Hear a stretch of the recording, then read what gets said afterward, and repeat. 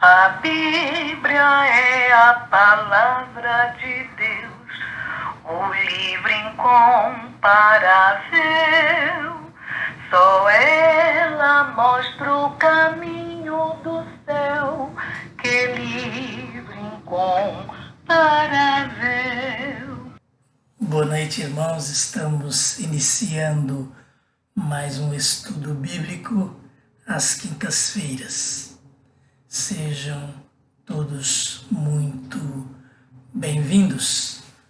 Vamos aproveitar ao máximo este momento que temos para estudar a Palavra de Deus. Que a graça e a paz do nosso Senhor Jesus Cristo esteja com cada um dos irmãos, dos amigos. Vamos orar? Agradecemos nosso Deus, porque o Senhor nos concede mais esta oportunidade de estudar a Tua Palavra. Conduz-nos, Senhor, neste estudo, que possamos crescer, que possamos amadurecer e que o Teu Espírito Santo em nós nos ajude a aplicar aquilo que aprendermos nas nossas vidas. A nossa oração em nome de Jesus. Amém. Na semana passada nós iniciamos o estudo do capítulo 4 de Ruth. E nós vamos recordar este capítulo 4, nós fomos até o verso 5. Vamos recordar aquilo que estudamos apenas lendo estes 5 primeiros versos. Começando no verso 1, nós lemos assim: Enquanto isso, Boaz subiu à porta da cidade e sentou-se ali, exatamente quando o resgatador que ele havia mencionado estava passando por ali. Boaz chamou-lhe e disse: Meu amigo, venha cá e sente-se. Ele foi e sentou-se. O verso 1 começa com essa expressão, enquanto isso, e se refere a Noemi e Ruth, que conversavam sobre como foi aquela noite que Ruth, instruída por Noemi, deitou-se aos pés de Boaz para dizer a ele que ele era seu resgatador, em outras palavras, para pedir-lhe em casamento. Então, este verso 1, enquanto isso, vai falar então do que Boaz está fazendo em relação às providências que ele precisava tomar de acordo com a sua promessa a Ruth. Ele não perdeu tempo. Enquanto Ruth volta para casa para conversar com Noemi, ele vai à porta da cidade para cuidar daquela situação, para tratar de negócios, portanto, para tratar das propriedades de Noemi, para falar acerca da obrigação do resgatador. Boaz reuniu 10 líderes da cidade e disse: Sentem-se aqui, e eles se sentaram. Verso 3. Depois disse ao resgatador: Noemi, que voltou de Moabe, está vendendo o pedaço de terra que pertencia ao nosso irmão Elimeleque.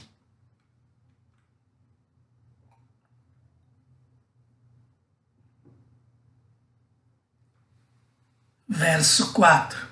Pensei que devia trazer o assunto para a sua consideração e sugerir-lhe que o adquira na presença destes que aqui estão sentados e na presença dos líderes do meu povo.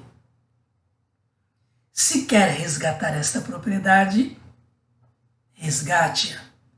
Se não, diga-me para que eu o saiba, pois ninguém tem esse direito a não ser você e depois eu.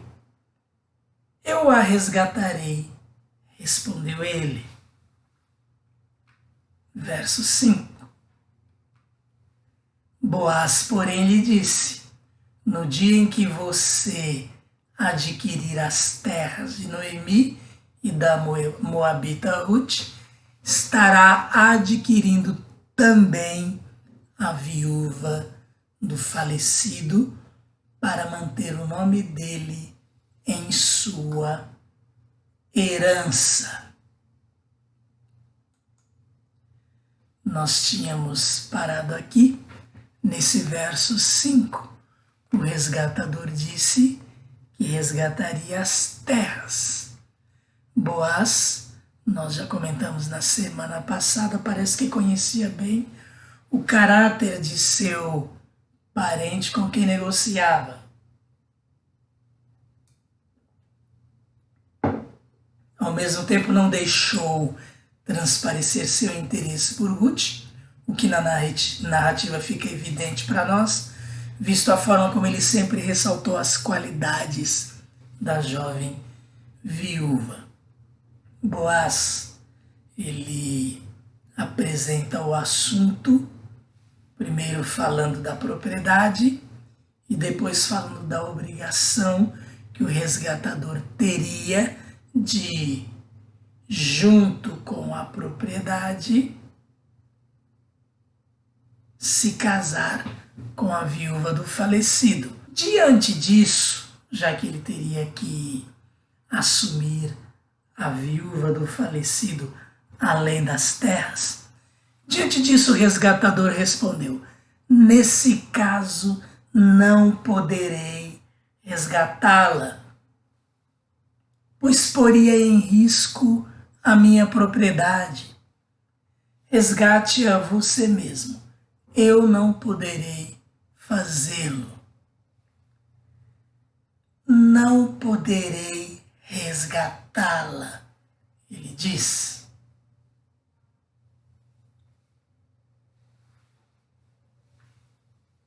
Esse resgatador, que tinha inclusive a preferência,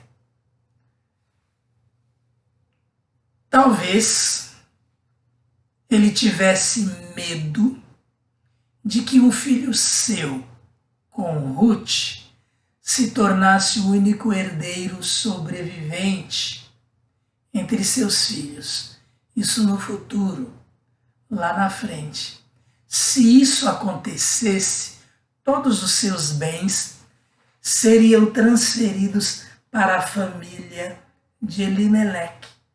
Então ele fica preocupado com isso, digamos assim, com o seu próprio nome.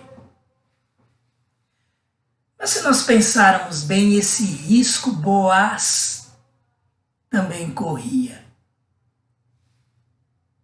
E este detalhe, esta preocupação, que muito provavelmente tenha sido o motivo da recusa do resgatador de assumir tanto as terras como Ruth,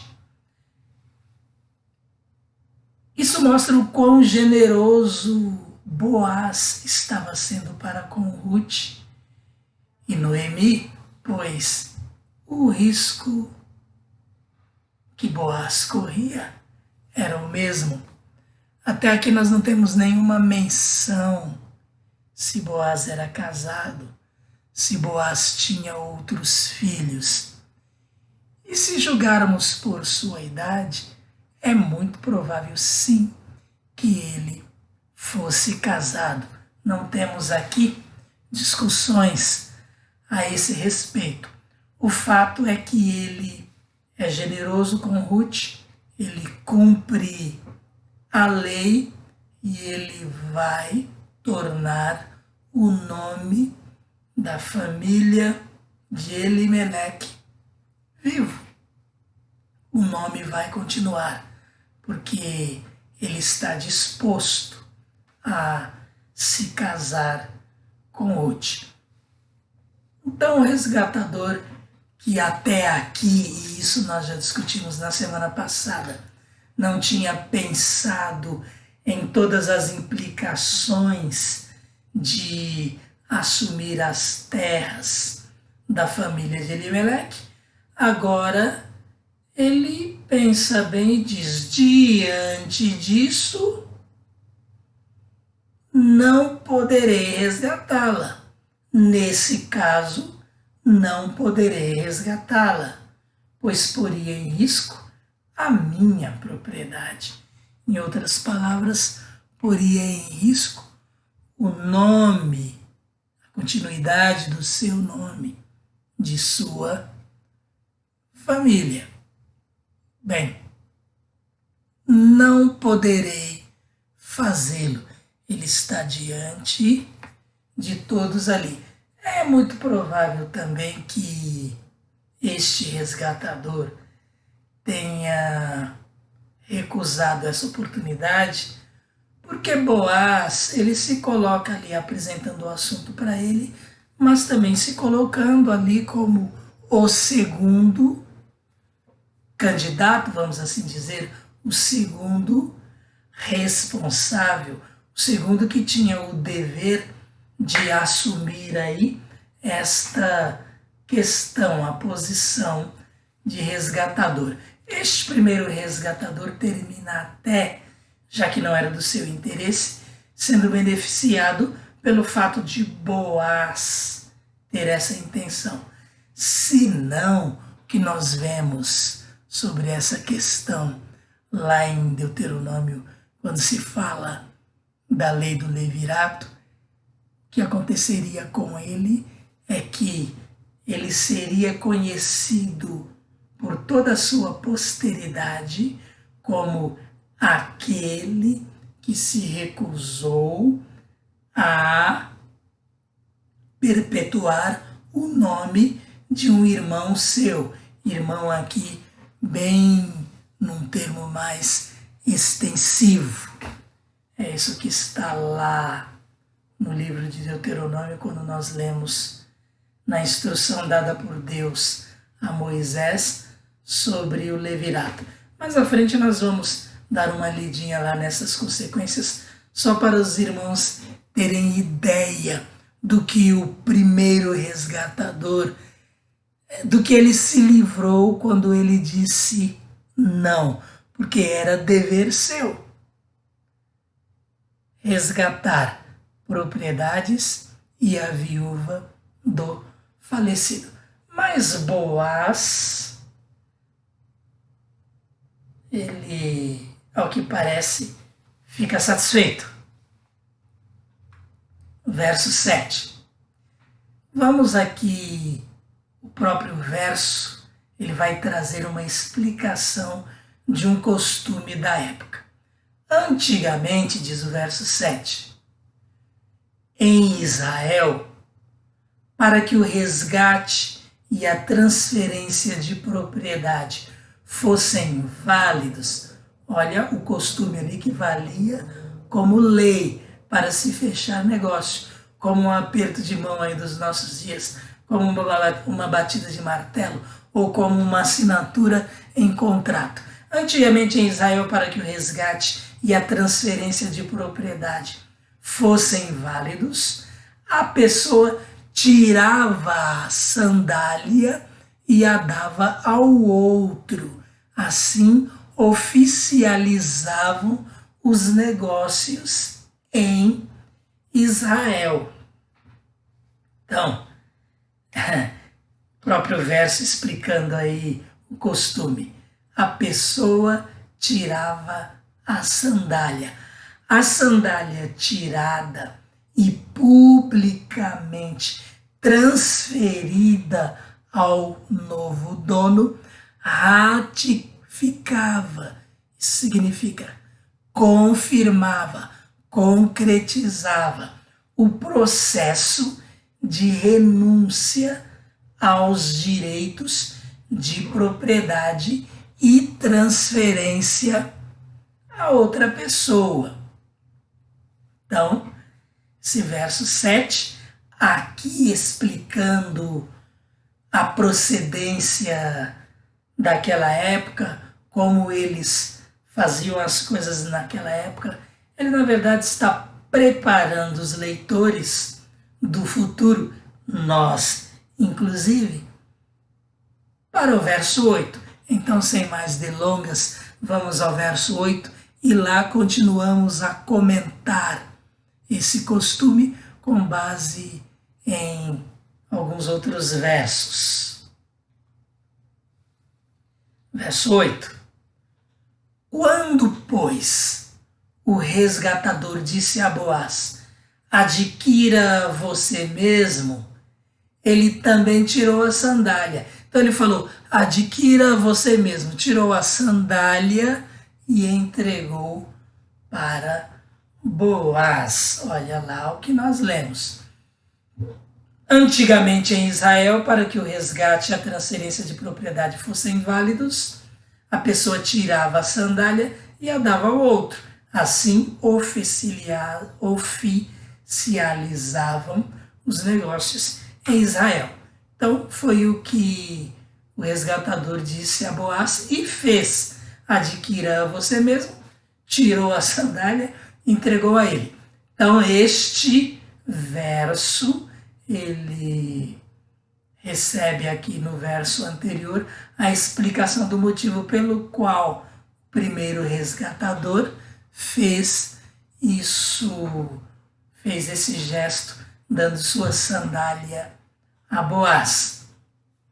O fato de ele tirar a sandália tão imediatamente ressalta sua firme decisão de não querer ser o resgatador. Se Boaz também não tivesse esse interesse, o primeiro resgatador ali passaria uma boa vergonha em virtude da lei. Bem, o Salmo 60, verso 8, e também o Salmo 108, verso 9, estes são dois salmos, dois versos lá, verso 8 e verso 9 do Salmo 68, que ilustra bastante esse costume relacionado à sandália como símbolo de propriedade, um ato simbólico para reivindicar posse da terra. Em Edom atiro a minha sandália, uma expressão de Deus quando está falando sobre a sua soberania, o seu poderio lá no Salmo 60, verso 8. Nós lemos no Salmo 60, verso 8. Moabe é a pia em que me lavo.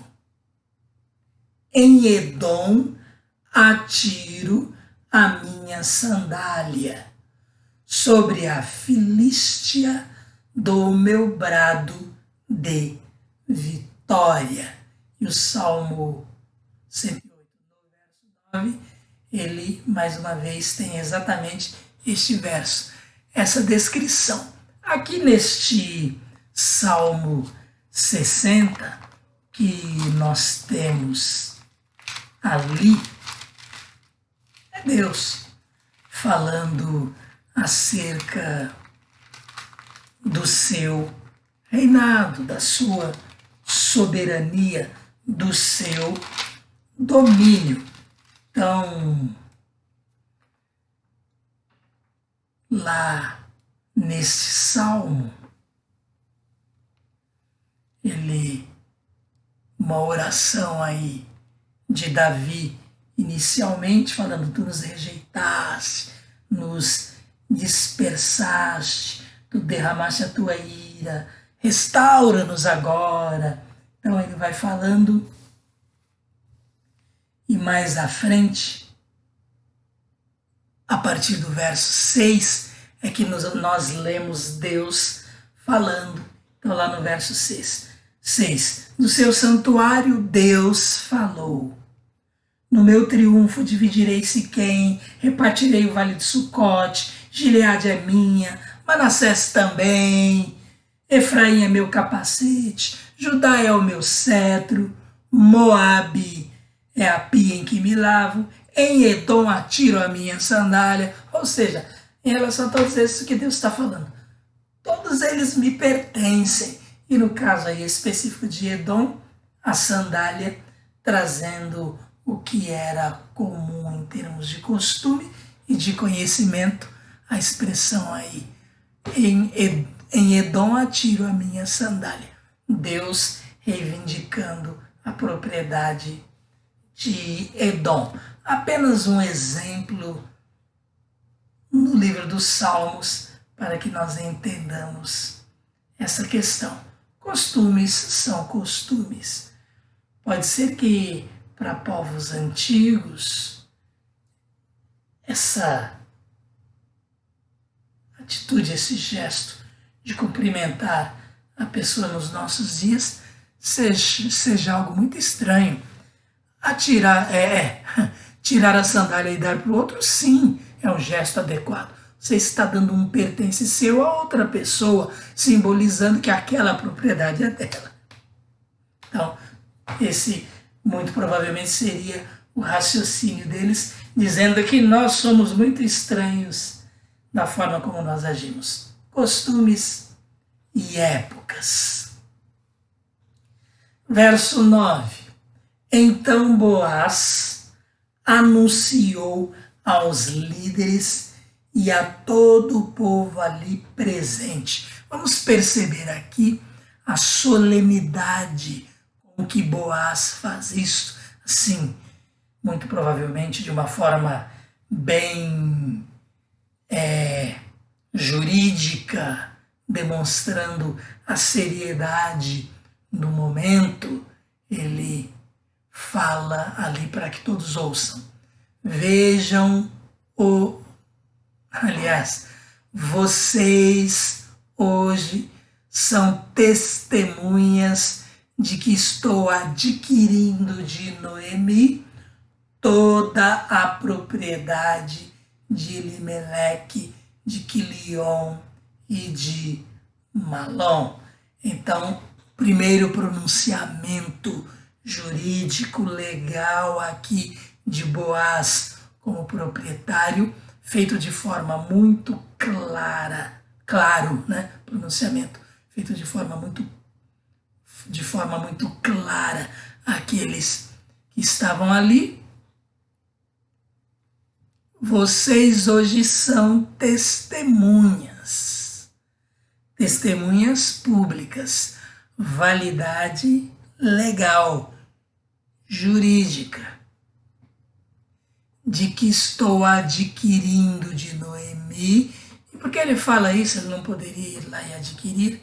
Existia alguém legalmente na frente dele, mas este alguém se absteve de sua obrigação, mas aqui vamos falar assim, de seu direito de primazia. Então, vocês são testemunhas, vocês hoje são testemunhas de que estou adquirindo de Noemi toda a propriedade de Elimeleque, de Quilion e de Malom, os dois filhos de Elimeleque. Testemunhas, o papel das testemunhas públicas era confirmar todas as transações jurídicas e outros contratos que implicassem obrigação. Nessa época, pouco se dependia da escrita. Então, a fala de Boaz, ela é bem formal, porque aquele discurso, aquela fala, substituía um contrato escrito, onde as assinaturas seriam postas, inclusive as assinaturas, além das partes, das testemunhas. Um detalhe aqui, Boaz fala, estou adquirindo toda a propriedade de Elimeleque, que era o primeiro dono, Quilion, herdeiro de Elimeleque, mas que tinha morrido, Malom, herdeiro também de Elimeleque, que tinha morrido. Morreram os dois filhos, morreu Elimeleque.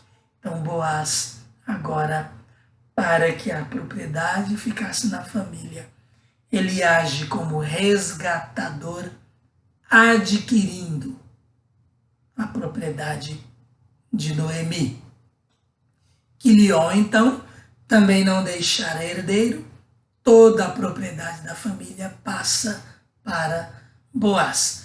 Porém, um filho seu, com Ruth, herdaria o nome da família de seu marido falecido, Malom.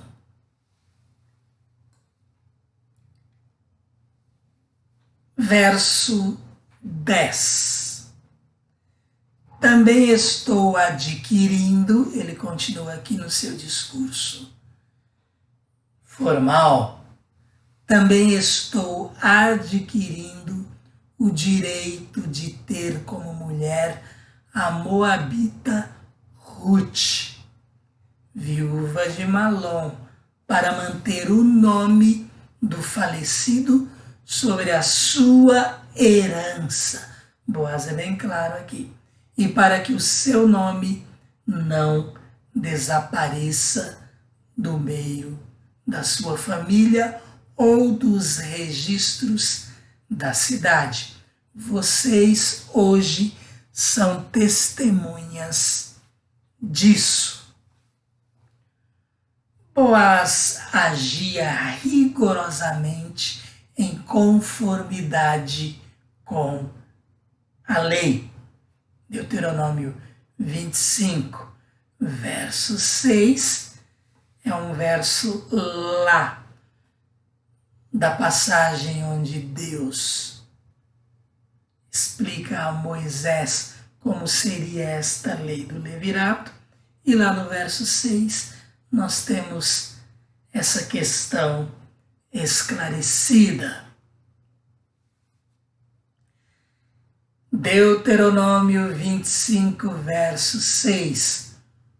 Primeiro filho que ela tiver, a mulher, viúva de um falecido, primeiro filho que ela tiver, levará o nome do irmão falecido, para que o seu nome não seja apagado de Israel. Olha, Deuteronômio 25, vamos aproveitar apenas para mencionar aqui, e eu nem coloquei este verso para que vocês acompanhem, mas como eu mencionei um pouquinho antes, é bom nós mostrarmos isto aqui em Deuteronômio, no capítulo 25. Mas, bem, o verso seguinte, o verso 7, e nós lemos este verso, nós referenciamos ele na semana passada.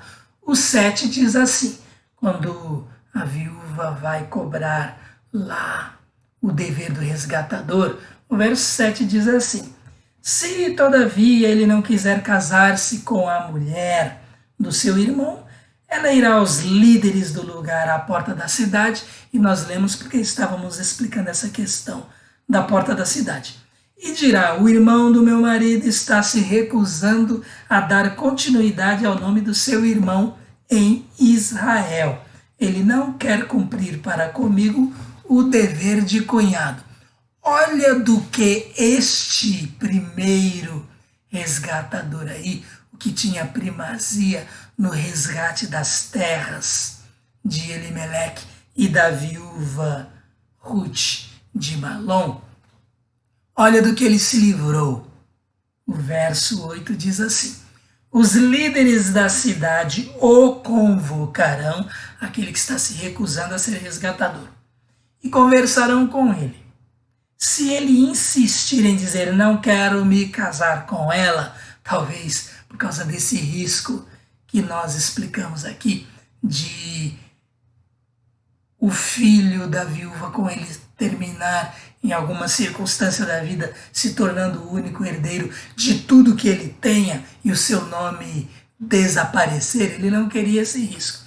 Então, talvez aqui, por causa disso também, se ele insistir em dizer não quero me casar com ela, verso 9, a viúva do seu irmão se aproximará dele na presença dos líderes, tirará uma das sandálias dele, cuspirá no seu rosto e dirá: é isso que se faz com o homem que não perpetua a descendência do seu irmão. Então, olha, ela vai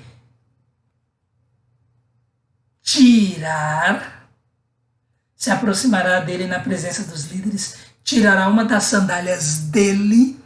Explicamos a questão da sandália lá, porque sandália era o instrumento simbólico de posse de terras. Cuspirá no seu rosto e dirá: é isso que se faz com o homem que não perpetua a descendência do seu irmão. Essa vergonha já seria algo muito grande para esta pessoa. Mas o que aconteceria em seguida, em virtude do forte costume que tinha inclusive teor, força jurídica? Verso 10. E a descendência daquele homem, a descendência dele, sua própria descendência, será conhecida em Israel como a família do descalçado. A descendência daquele homem se tornaria conhecida como a descendência do descalçado. Então, deixei para comentar aqui este detalhe por causa desse verso 6, que fala aí dessa obrigação. O primeiro filho que ela tiver levará o nome do irmão falecido, para que o seu nome não seja apagado de Israel. O primeiro filho que ela tiver com o resgatador. Se ele se recusasse, iria acontecer tudo isso aí que nós comentamos. Ele seria conhecido como o descalçado. Verso 11, continuando então o nosso estudo. Os líderes e todos os que estavam na porta confirmaram: somos testemunhas. Faça o Senhor com essa mulher que está entrando em sua família, como fez com Raquel e Lia, que juntas formaram as tribos de Israel. Seja poderoso em Efrata e ganhe fama em Belém. Vamos perceber aqui também estas palavras das testemunhas como algo bem formal, de validade jurídica, e algo belo, até poético e em forma de bênção para com Boaz. É um desejo expresso pelas testemunhas em forma de bênção. Que Boaz e Ruth formem uma grande e poderosa descendência em Belém, Efrata. E nós sabemos como isto realmente se cumpriu, principalmente ali com a expressão que foi o rei Davi e a promessa de Deus feita a ele em relação à dinastia de sua descendência. Não faltará rei em Israel. No aspecto espiritual, este rei aponta para Jesus, o Messias, Rei dos Reis, Senhor dos Senhores. Que bênção realmente concretizada, que bênção cumprida.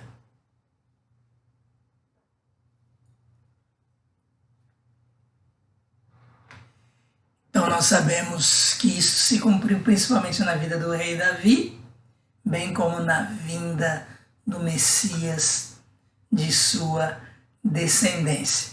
E olha os detalhes aqui, importante entender a história de Israel, as genealogias para entender o que acontece mais na frente e as ligações na história do povo de Deus. Boaz, seus descendentes, Davi, da sua descendência, Jesus lá na frente. Isso é muito importante, nós vamos amarrar o estudo da próxima semana, frisando bastante isso, mas todos eles são o quê?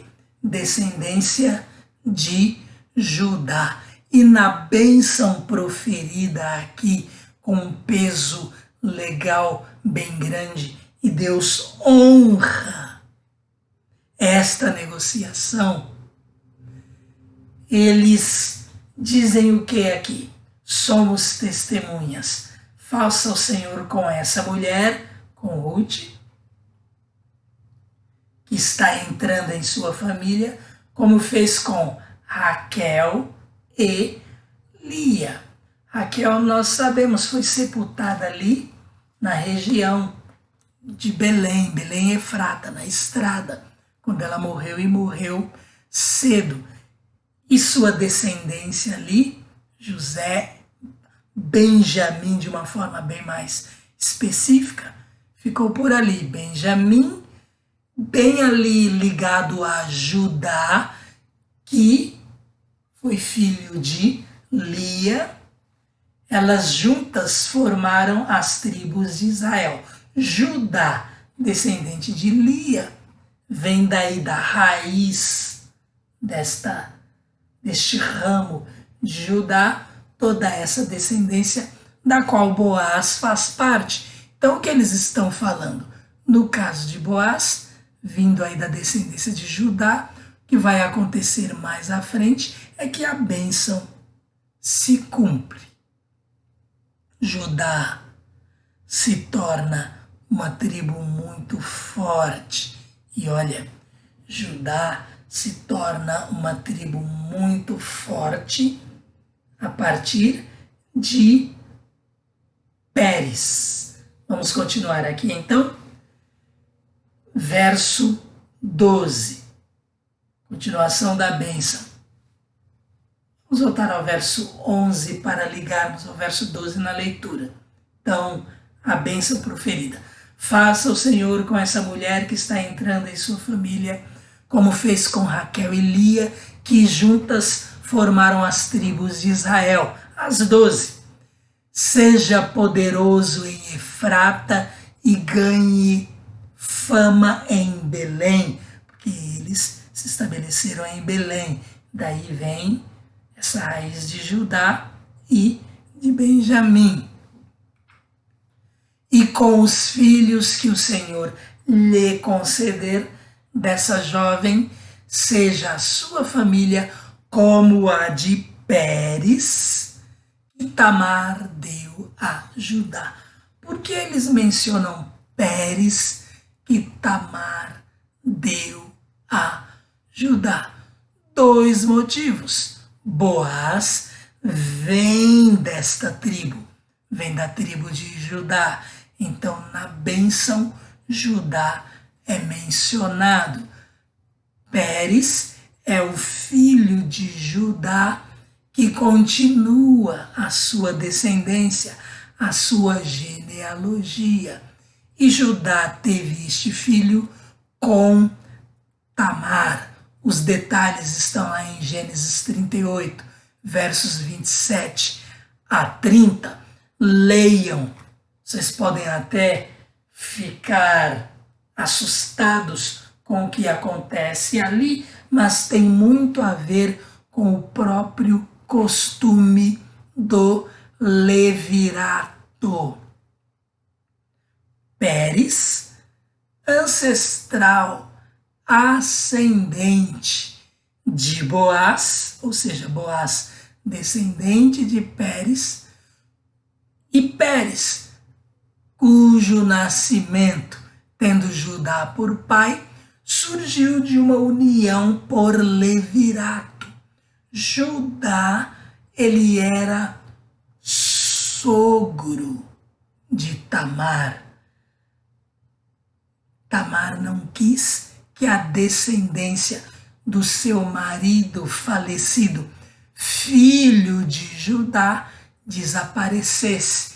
Então bolou um plano para que isto acontecesse, para que a descendência de seu falecido marido não desaparecesse. E Judá termina por reconhecer o seu erro em não dar o seu último filho, seu filho mais novo, para Tamar. Leiam lá. Não vou continuar falando sobre isso, mas estou explicando o motivo pelo qual Pérez é mencionado nesta bênção, Judá é mencionado nesta bênção. Eles são ascendentes, ancestrais de Boaz nesta genealogia. Os descendentes de Pérez levaram a tribo de Judá a uma posição de destaque em Israel. Foi uma tribo muito forte em Israel, se cumprindo inclusive profecia lá atrás de Jacó, quando apoiado em seu bordão adorava a Deus e proferia uma bênção para cada um dos seus 12 filhos. Leiam aquela bênção de Jacó a seu filho Judá e vocês vão ver quanto de profecia há ali, quanto de Deus falando através de Jacó há ali e que veio a se cumprir, inclusive aqui, olha, uma moabita, Ruth, fazendo parte desta história.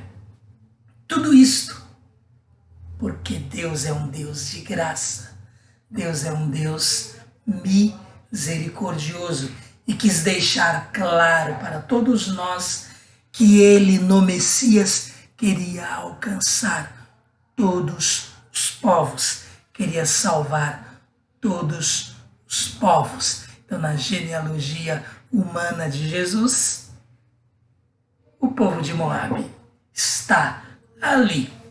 Verso 13, Boaz casou-se com Ruth. Bem, ali então, no verso 12, termina a sessão, termina o ato legal. Eles vão para suas casas. Boaz corre para dar a boa notícia para Ruth, para Noemi.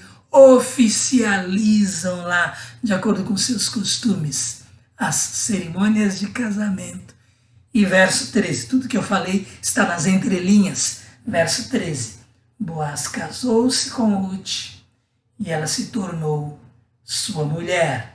Boaz a possuiu e o Senhor concedeu que ela engravidasse e desse à luz um filho.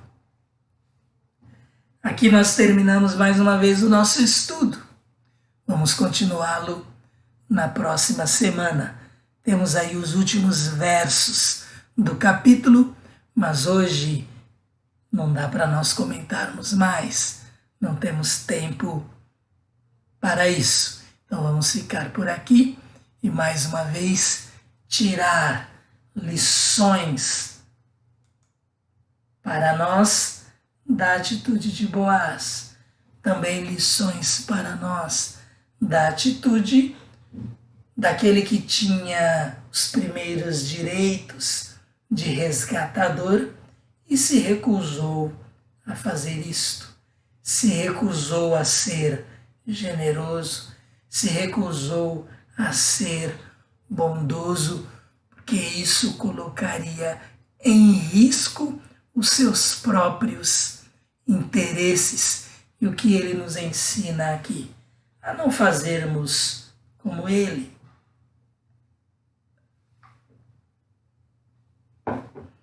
Será que nós nos esquivamos de sermos bondosos, de ajudar as pessoas, pensando naquilo que nós podemos perder em relação a isto? Pensando nas nossas perdas e não no investimento em termos de vida que estamos propiciando a pessoas? Fica aí, de uma forma geral, aí, uma aplicação para esta atitude negativa do primeiro resgatador, cujo nome nós sequer sabemos. E, de forma contrária, a atitude positiva, o interesse de Boaz, tanto pelo nome da família de Elimeleque, sua propriedade, sua herança, como também o seu gesto para com Ruth, gesto de amparo a Ruth e a Noemi. E Deus trabalha no seu coração de tal forma que nós vemos que ele faz isto com prazer. Então até entendemos, Deus coloca no seu coração amor por Ruth, amor de marido por mulher. E faz o mesmo na vida de Ruth e ressalta a importância do casamento, como nós devemos considerar com seriedade a questão do casamento. É interessante que Ruth ela é muito lembrada nas cerimônias de casamento, mas não neste comentário que seria a aplicação ideal para a sua vida, e sim em relação à sua fidelidade, à sua lealdade, à sua sogra. Mas se nós quisermos juntar aquela atitude sua de lealdade à sua sogra a este comentário, ora, agora sim, tem tudo a ver com casamento, né? A atitude, a bondade também de Ruth, o fato de ela querer ser esposa de Boaz, enxergar nele virtudes e querer da sua parte participar da vida de Boaz. Lá naquela aplicação do comportamento de Ruth, tem até aquela música lá cantada em casamento. Onde quer que tu fores, irei também. Onde quer que pousares, também pousarei. Lembram-se daquela música? Música muito bonita. Teu povo é meu povo, teu Deus é meu Deus. Onde quer que morreres, eu morrerei também, ali serei sepultada. Música famosa aí no nosso meio cristão, cantada porque ressalta a questão da lealdade e da fidelidade, cantada em casamentos. Mas ali é a lealdade de uma nora para com sua sogra. No casamento, nós sabemos que isso também é importante. As pessoas brincam muito no sentido pejorativo em relação a esse relacionamento aí. Nora e sogra. Nora, sogra e genro. E vamos aprendendo mais essas questões aí. Deus não fica contente com esse tipo de brincadeira, não. O que Ele quer é que nós preservemos os laços matrimoniais e tudo o que o envolve, porque casamento é plano de Deus, é instituição de Deus, É dali que se forma a família. Família com boa base, família com bons princípios, família formada de acordo com a vontade de Deus. Amém? Vamos ficar por aqui. Que Deus abençoe cada um de vocês que estiveram aqui conosco em mais este estudo bíblico nosso, às quintas-feiras. Vamos orar e assim terminar mais este estudo. Mais uma vez, Senhor, nos colocamos diante de Ti para agradecer o registro bíblico que o Senhor colocou à nossa disposição para o nosso crescimento, para o nosso amadurecimento, para o nosso fortalecimento. Neste caso específico, registro bíblico que mais uma vez mostra toda a tua atuação na história, na vida das pessoas, para trazer teu Filho ao mundo e para que nós fôssemos resgatados, para que nós fôssemos salvos por Ele. Te agradecemos por tudo isso. Nós nos colocamos nas tuas mãos. Cada um dos estudantes da tua palavra, cada um daqueles que venham no futuro a assistir este estudo, participar dele, para que o Senhor fale a cada coração e vidas sejam transformadas. Em nome de Jesus nós oramos. Amém. Até a semana que vem, se esta for a vontade de Deus. Eu leio a Bíblia, a palavra de Deus, o livro incomparável. Eu amo a Bíblia, a palavra de Deus, que livro incomparável.